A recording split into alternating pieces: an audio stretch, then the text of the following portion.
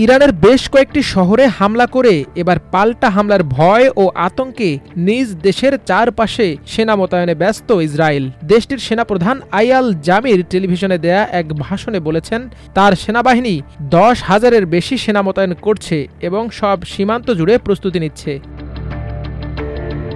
আয়াল জামির আরও বলেন, ইসরায়েলের জনগণকে আমি সম্পূর্ণ সাফল্যের নিশ্চয়তা দিতে পারি না।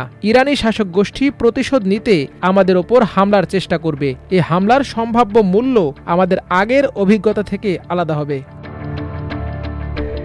এর আগে ইরান জুড়ে শুক্রবার 5 ধাপে হামলা চালায় ইসরায়েল। অজ্ঞাতনামা এক ইসরায়েলি সামরিক কর্মকর্তা টাইমস অব ইসরায়েলকে কথা জানিয়েছেন। ওই কর্মকর্তা বলেন, শত শত হামলা চালিয়ে অন্তত 8টি স্থানে লক্ষ্যবস্তুতে আঘাত হানা হয়েছে। অন্যদিকে ইরানের সংবাদ মাধ্যমগুলো বলছে, তেহরান জুড়ে 6 থেকে 9টি বিস্ফোরণের শব্দ শোনা গেছে। হামলা হয়েছে আবাসিক ভবনেও। এদিকে ইরানের সামরিক স্থাপনাসহ দেশটির বিভিন্ন স্থানে ইসরায়েলের প্রাণঘাতী হামলার কঠোর জবাব দেওয়ার অঙ্গীকার করেছে তেহরান। দেশটির সশস্ত্র বাহিনীর জেনারেল স্টাফের মুখপাত্র আবুল ফজল শেখারজি বলেন, জায়ানবাদী এ হামলার জবাব অবশ্যই ইরানি সশস্ত্র বাহিনী দেবে। এই মুখপাত্র আরও বলেন, ইসরায়েলকে তার হামলার চড়া মূল্য দিতে হবে এবং ইরানের সশস্ত্র বাহিনীর কঠোর জবাবের জন্য প্রস্তুত থাকতে হবে।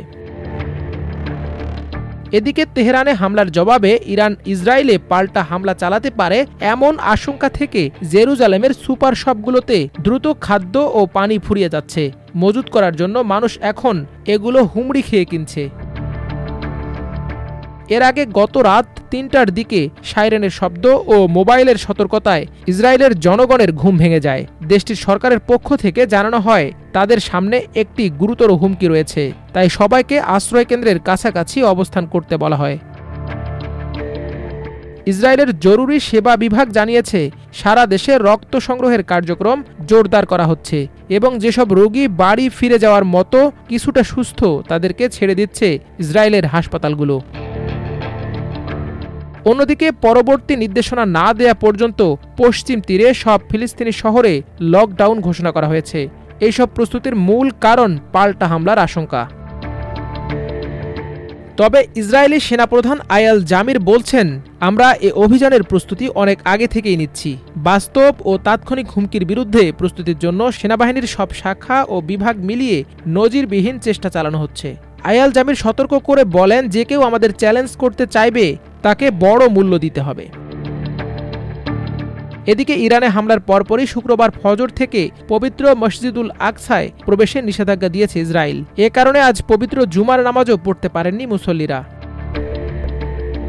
ফিলিস্তিনি সংবাদ সংস্থার সূত্রে আল জাজিরা জানিয়েছে, করোনার পর এই প্রথম পবিত্র মসজিদটিতে প্রবেশে সম্পূর্ণ নিষেধাজ্ঞা দিল দখলদার দেশটি। ওই প্রতিবেদনে আরও জানানো হয়, ফজরের পর ইসরায়েলি পুলিশের বেশ কিছু সদস্য আল আকসায় অনুপ্রবেশ করে প্রথমে মুসল্লিদের বের করে দেয়।